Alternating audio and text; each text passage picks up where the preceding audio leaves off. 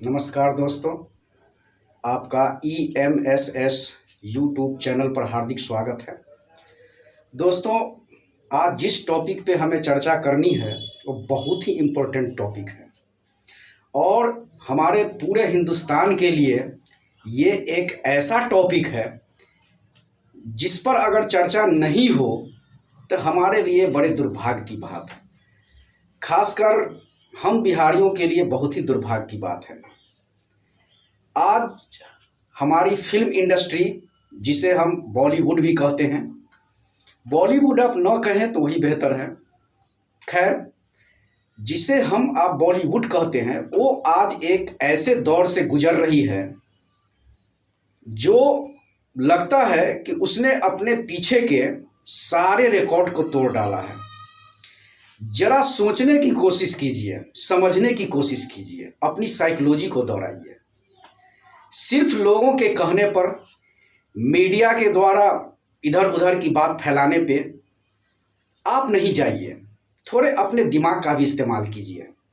जरा सोचिए कि पूरी दुनिया का इतिहास बिहार के इतिहास से जुड़ा है और बिहार का इतिहास जितना बुलंद था, मुझे नहीं लगता है कि किसी और सभ्यता का इतिहास इतना बुलंद है। जरा आप इतिहास के पन्ने को पलट कर देखिए तो मगध साम्राज्य अपने उत्कर्ष पे था और जितने बड़े बड़े इंटेलेक्चुअल कैटेगरी अपने बिहार में हुई है, शायद किसी दूसरी जगह पे वो असंभव आपको देखने को भी नहीं मिलेगा। ठीक है, हुए हैं, लेकिन बिहार का एक अहम योगदान है भारत को आगे बढ़ाने में, हर एक क्षेत्र में, चाहे वो एग्रीकल्चर हो, एजुकेशन हो या ट्रेड हो, कुछ भी हो, बिहार ने एक अपनी महत्वपूर्ण भूमिका अदा की है। आप जरा सोचिए, समझिए, यानी कि थोड़ी सी अपनी साइकोलॉजी को दोहराइए। जरा यहाँ गौर करने की बात है कि जिस सुशांत सिंह राजपूत की हत्या, या आप उसे सुसाइड कहें या हत्या कहें, मैं तो सुसाइड नहीं मानता, मैं तो उसे पूरी तरह हत्या मानता हूं, क्योंकि जिस सुसाइड की थ्योरी दी जा रही है कि वो डिप्रेशन का शिकार था, वो माइग्रेन का शिकार था, वो ड्रग्स लिया करता था, यानी तरह तरह की अफवाहें जो फैलाई जा रही हैं, ये बहुत ही खेदजनक और दुर्भाग्यपूर्ण है। वो एक ऐसा लड़का था जो अपने टैलेंट के बल पर या अपनी टैलेंसी के बल पर वो फिल्म इंडस्ट्री में एक पर एक महत्वपूर्ण कार्य कर रहा था और सभी का चहेता बन गया था वो। लेकिन बड़े दुख के साथ कहना पड़ रहा है कि उसकी ये चीज़ या उसके जितने भी परफॉर्मेंस थे वो कुछ लोगों को पसंद नहीं आ रहे थे। वो बार बार चाहते थे कि सुशांत सिंह राजपूत क्यों बढ़ रहा है। एक बिहार का आदमी, पटना का रहने वाला आदमी मुंबई में आकर अपनी इतनी धाक कैसे जमा रहा है। अरे भाइयों, वो धाक किसी की ताकत पर या पैसे के बल पर या दौलत या शोहरत के बल पर वो नहीं दिखा रहा था, अपनी टैलेंसी के बल पे दिखा रहा था। और लोग समझ बैठे कि नहीं, इसके पीछे कोई कारण है। खैर, जाने दीजिए, मामला जो हो, मैं सुसाइड नहीं मानता, वो सुसाइड थ्योरी को भी नहीं मानता हूँ। वो पूरी तरह एक डेथ मिस्ट्री है। इस पे CBI की जांच लगी है, इस पे NCB जांच कर रही है। आपने देखा ही है कि NCB ने अपने रडार पे कई फिल्म की बड़ी बड़ी हस्तियों को लिया है। इससे आपको क्या लगता है कि हमारी फिल्म इंडस्ट्री कहाँ जा रही है या कहाँ जा रही थी?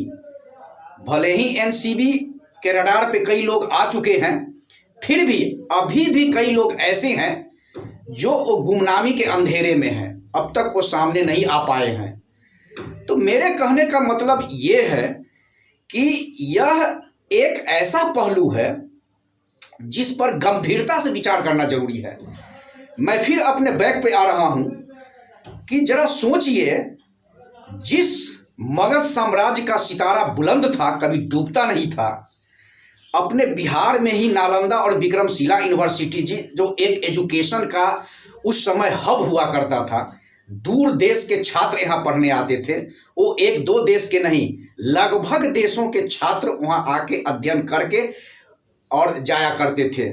और बहुत लोग तो उसमें काम भी करना चालू कर दिया था, उन्होंने नौकरी भी पकड़ ली थी और कई कई बड़ी बड़ी किताबें भी लिखी, कई तो आचार्य बन गए। और हमारे उस बिहार के एक लाल की हालत ऐसी की गई। हम ये पूछना चाहते हैं, चाहे वो मीडिया हो या चाहे वो फिल्म इंडस्ट्री के लोग हों या जो भी बड़ी बड़ी हस्ती हैं या हमारे बड़े बड़े ग्रेट लीडर्स हैं, सबों से मैं ये पूछना चाह रहा हूँ कि आखिर फिल्म इंडस्ट्री में ये दौर कब तक चलेगा। मैं स्पष्ट बताना चाहता हूँ कि ये सुशांत सिंह राजपूत का मामला पहला नहीं है, इससे भी पहले कई लोगों के साथ ऐसी घटनाएं हुई हैं जो पर्दे के पीछे रह जाती थी। उसकी वजह जो हो वो जाने, लेकिन घटनाएं हुआ करती थी। अगर बड़े पैमाने पे नहीं तो छिटपुट घटनाएं हुआ करती थी। फिल्म इंडस्ट्री अर्थात हमारी वर्तमान फिल्म इंडस्ट्री एक ऐसी संकुचित विचारधारा को लेकर चल रही है कि वहाँ किसी बाहर से जाने वालों की पूछ हो ही नहीं सकती। उनके अपने राइटर्स हैं, अपने स्क्रिप्ट राइटर हैं, उनके अपने कोरियोग्राफर हैं, उनके अपने एक्टर हैं, उनके अपने डायरेक्टर हैं। यानी उन्होंने एक परिवार बना रखा है और उस परिवार में किसी दूसरे की एंट्री असंभव है। आप समझ सकते हैं। तो भला बताइए इसमें बाहर से जाने वाले लोगों की क्या इज्जत होगी, क्या कद्र होगी। कई ऐसे एग्जाम्पल्स वहां भरे पड़े हैं जो गुमनामी के अंधेरे में चले गए, चाहे उनकी हत्या कर दी गई या तो उन्होंने सुसाइड कर लिया किसी वजह से या दबाव में आकर, या वहां के नेपोटिज्म को देखकर। नेपोटिज्म का अर्थ थोड़ा मैं यहां बता दूं, नेपोटिज्म एक ऐसी व्यवस्था है जिसमें हम ये चाहते हैं कि मेरे बाद मेरे बेटा ही कोई स्थान पकड़े या उनका जो बेटा है वो पकड़े। ये एक बहुत बड़ी बुरी स्थिति है, इतनी बुरी स्थिति है ये कि ये कहने लायक नहीं है। नेपोटिज्म का एक ऐसा दौर चल रहा है हमारी बॉलीवुड यानी मुंबई फिल्म इंडस्ट्री में कि ये सबों के लिए खतरनाक बन चुका है। नेपोटिज्म से लोग बाहर निकलना नहीं चाहते। इसका अंजाम ये हो रहा है कि जितने भी दूर दराज से आने वाले टैलेंटेड लोग हैं उन्हें वो स्थान नहीं मिल पाता है।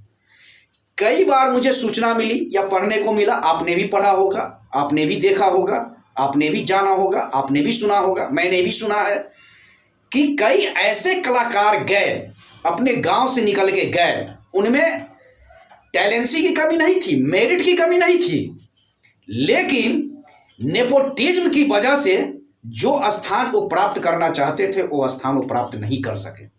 इसका रिजल्ट हुआ कि या तो उन्होंने सुसाइड कर लिया, या तो वो डिप्रेशन के शिकार हो गए, या उनके साथ कोई हादसा हुआ।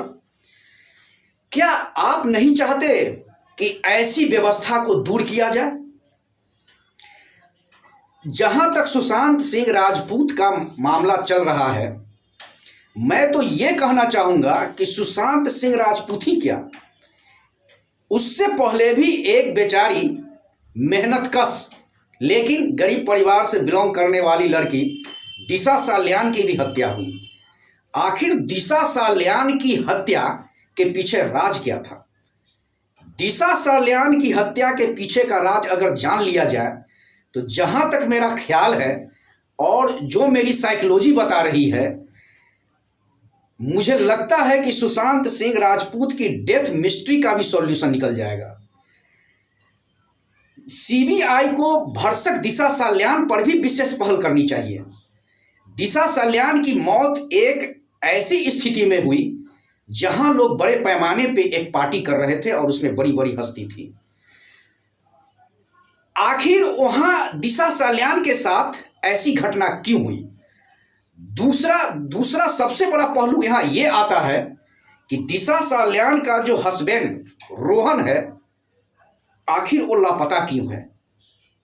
क्या बात है कि उसे वहां से भाग जाना पड़ा। अरे किसी की पत्नी की मृत्यु हुई है, चाहे वो मौत हो या हत्या हो, मैं तो कहूँगा हत्या ही की गई थी। उनके साथ बलात्कार किया गया था और ग्रुपिंग बलात्कार हुआ, इसके बाद उनकी हत्या की गई और लगभग मुझे लगता है कि 6ठी या 7वीं मंजिल से उन्हें फेंक दिया गया। देखिए क्रूरता की कितनी हदें पार की। ऐसी स्थिति में क्या भला कोई मर्द अपनी पत्नी को छोड़ के भाग सकता है?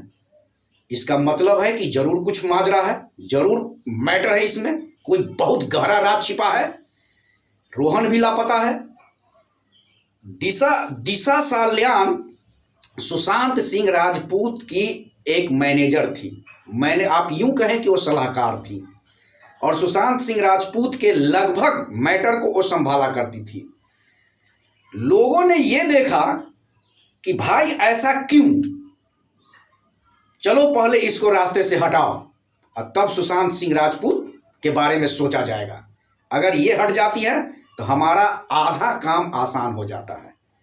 इसीलिए पहले सुशांत सिंह राजपूत की मैनेजर की हत्या की गई, तब इसके बाद इन पे ये जोर जबरदस्ती की गई। दोस्तों, सुशांत सिंह राजपूत का मामला सिर्फ मुंबई का नहीं है, बल्कि आज ये एक इंटरनेशनल मामला बन चुका है। मैंने तो सुना या मैंने पढ़ा भी कि अमेरिका में भी लोग इसके लिए धरना प्रदर्शन कर रहे हैं। भाइयों, अमेरिका में हो या नहीं हो, फ्रांस में हो या नहीं हो, अपने जहां इंडिया की बात है, खास करके बिहार की बात है, इसके लिए आवाज उठना बहुत ही जरूरी है, क्योंकि एक ऐसी टैलेंसी की हत्या की गई है जो एक उभरता हुआ सितारा था और आगे चलकर वो अपने बिहार के मान सम्मान को काफी आगे बढ़ाता, बिहार के गौरव को आगे बढ़ाता। हम यूं कहें कि बिहार का एक गौरव था वो, लेकिन इस गौरव को ऐसे खत्म किया गया जैसे जो साइकोलॉजी होगी, साइकोलॉजी यहां ये रही होगी कि ऐसे इसको रास्ते से हटाओ ताकि फिर किसी बिहार के लोगों की हिम्मत नहीं पड़े कि वो अपनी टैलेंसी का प्रदर्शन मुंबई में आके कर सके। दोस्तों, मैं यहां दावे के साथ कहता हूं कि किसी एक की हत्या हो जाने से पूरे मास की टैलेंसी को आप कुचल डालोगे, ये तो ऊपर वाला भी नहीं कर सकता है। दुनिया में किसी की ताकत नहीं है कि मास टैलेंसी की वो हत्या करे, मास टैलेंसी को नेस्तनाबूद करे। अरे एक सुशांत को तुमने मारा है, बिहार की धरती ऐसी है कि ये हजारों सुशांत को पैदा करने की ताकत रखती है, और ये फिर एक ऐसे सुशांत को पैदा करेगा जो, ठीक है, तेरी मुंबई फिल्म इंडस्ट्री में वो परफॉर्मेंस करे या नहीं करे, लेकिन वर्ल्ड के रंगमंच पर वो ऐसा परफॉर्मेंस करेगा कि तेरी मुंबई की पूरी फिल्म इंडस्ट्री भी हिल जाएगी। तुम याद रखना कि तुमने एक सुशांत की हत्या नहीं की है, बल्कि बिहार की मिट्टी की तूने हत्या की है, जिस मिट्टी ने हजारों की संख्या में ग्रेट पर्सनालिटी को जन्म दिया है। अरे जरा इतिहास पलट के तो देख लेता कि तुम क्या करने जा रहे हो। बिहार एक ऐसा स्थान है, ठीक है, मैं मानता हूं कि कुछ मामले में ये पिछड़ापन को झेल रहा है, लेकिन इसका मतलब ये नहीं कि ये टैलेंसी के मामले में भी ये पिछड़ापन को झेल रहा है। अरे यहाँ जितने बड़े बड़े आईएएस ऑफिसर निकलते हैं, आईपीएस ऑफिसर निकलते हैं, आप हर एक क्षेत्र में जाके देख लो, जरूर बिहारी किसी न किसी शीर्ष पद पर आपको मिल जाएगा। हम बिहारियों को ये मत कहें, हम बिहारियों को ऊपर वाले ने ही ऐसा गिफ्ट दे डाला है कि बेटा तुझे जो करना है अपनी टैलेंसी के बल पर करना होगा। जब यहाँ के बच्चे पैदा लेते हैं, उसी समय उनके माता पिता एक अच्छी सीख देते हैं। तुम लोग की तरह सीख नहीं देते हैं जाके तुम ड्रग्स का सेवन करो, कुछ करो या नहीं करो, ड्रग्स का सेवन करो, ऐसी सीख बिहार के गार्जियन नहीं देते। बिहार के अभिभावक अपने बच्चों को जन्म लेते और होश संभालते ही सीख देते हैं कि बेटा तेरे को जो करना है अपनी टैलेंसी के बल पर करना, अपनी मेरिट के बल पर करना, और किसी दूसरा रास्ता शॉर्टकट ट्रिक मत अपनाना। इसीलिए आप कहीं भी देखोगे जो भी हुनरमंद बिहारी हैं वो अपने हुनर के बल पर ही कहीं भी कायम है और वो इज्जत प्रतिष्ठा पा रहे हैं। और कहीं भी है वहाँ के चाहे बड़ी हस्ती हो या वहाँ के हुक्मरान हो या वहाँ के जो भी बड़े बड़े लीडर हों, उनको कहना पड़ जाता है कि नहीं, अगर हमारा बिहार के लोग नहीं रहेंगे तो हम अधूरे हैं। जैसे अभी लॉकडाउन में आपने देखा कि जितने भी बिहारी फैक्ट्री छोड़ के आ गए थे, फिर इज्जत के साथ वो अपनी अपनी गाड़ियों को भेजकर उन्हें बिठा कर ले गए। क्यों? क्योंकि वो जानते हैं कि जितनी मेहनत ये करेंगे उतनी मेहनत किसी अन्य से संभव नहीं है, तो भला उसकी तो कद्र करेंगे ही। लेकिन जिस मुंबई फिल्म इंडस्ट्री को पूरे भारत के लोग आइकॉन समझते हैं, आइकॉनाइज करते हैं, उसकी नकल करते हैं, उसके हर एक एक्टिविटी की नकल करते हैं। वो जैसे हेयर डिजाइन रखते हैं, भारत के लोग भी रखना चालू कर देते हैं। जैसे ड्रेस पहनते हैं, कॉस्ट्यूम लगाते हैं, वो भी पहनना चालू कर देते हैं।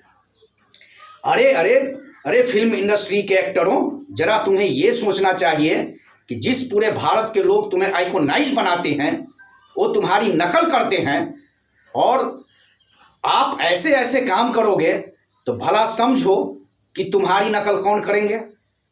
तब तो तुम्हें आइकन कोई नहीं समझेंगे। तुम यूं ही हो, जैसे आम है वैसे ही हो। आप एक कला एक ऐसी चीज है जिस पर कोई बंदिश नहीं है, जिसकी कोई सीमा नहीं है, देयर इज नो बैरियर।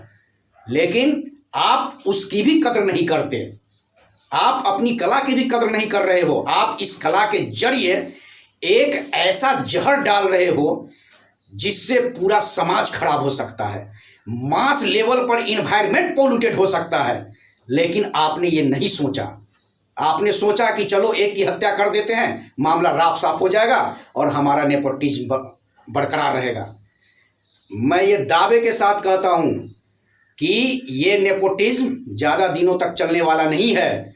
जिस समय जनता जनार्दन ने ये सोच लिया कि मुंबई फिल्म इंडस्ट्री का बहिष्कार करना है, तो आज नहीं तो कल ऐसा बहिष्कार करेंगे कि आपका नामो निशान ही विश्व के फिल्म जगत के नक्शे से हट जाएगा और लोग भूल जाएंगे कि कभी फिल्म इंडस्ट्री थी वहां पे। जरा आप देखिए, अरे आप ही लोग हैं, आप ही लोग के दादा परदादा, आप ही लोग के पूर्वज कितने अच्छे थे, कैसी कैसी फिल्में दिया करते थे और लोग ग्रहण करते थे, सभ्यता संस्कृति सीखते थे। आप आज ने क्या उसका हल करके रख दिया है। आप देखिए 50 के दशक की फिल्मों को, 60 के दशक की फिल्मों को, 70 के दशक की फिल्मों को देखिए, कैसी फिल्में बनती थी, सामाजिक बनती थी, पारिवारिक बनती थी, लोग सीख लेते थे, लोगों को शिक्षा मिलती थी, उसमें मोरल हुआ करता था। उनके गाने कितने अच्छे हुआ करते थे, उनके डायलॉग कितने अच्छे, कलाकार कितने अच्छे हुआ करते थे कि समाज को एक गुड मैसेज भेजा करते थे। आज आप समाज को क्या दे रहे हो? समाज को आपने तो ड्रग्स दिया है। आप ड्रग्स पीते हो, लोग आइकॉनाइज करते हैं, वो भी ड्रग्स पीना चालू करेंगे। एक तो हमारा समाज यूं ही पॉल्यूटेड है और ऊपर से आप और पॉल्यूटेड करोगे। अरे इस पॉल्यूशन को दूर करो, अपने दादा परदादा की नकल करो, जो तुम्हारे दादा परदादा करते थे उसकी नकल करो और उसके अनुसार चलो, उसके बताए रास्ते पे चलो, जिस रास्ते पे चल रहे थे।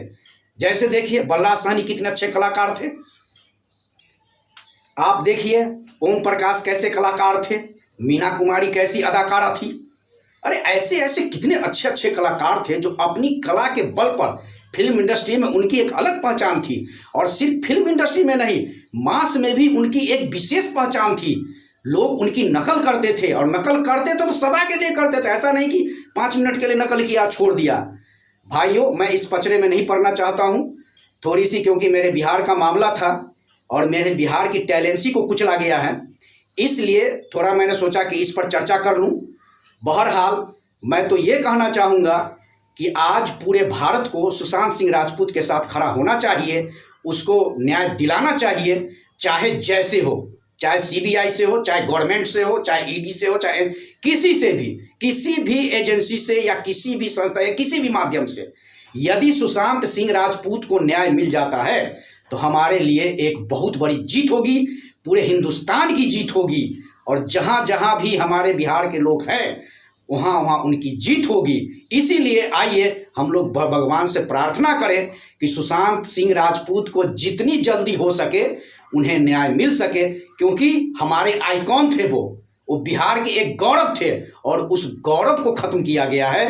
तो भाइयों, आप चुप नहीं बैठिए, आप न्याय दिलाने की मांग कीजिए। सुशांत सिंह राजपूत को अगर न्याय मिला तो हम आप समझेंगे कि हम आपकी मेहनत पूरी हुई। चलिए, इसी बात पे मैं अपनी ये चर्चा समाप्त करता हूँ। अगले वीडियो में फिर एक टॉपिक पे हाजिर चर्चा करूँगा। तब तक के लिए बहुत बहुत धन्यवाद। जय हिंद दोस्तों।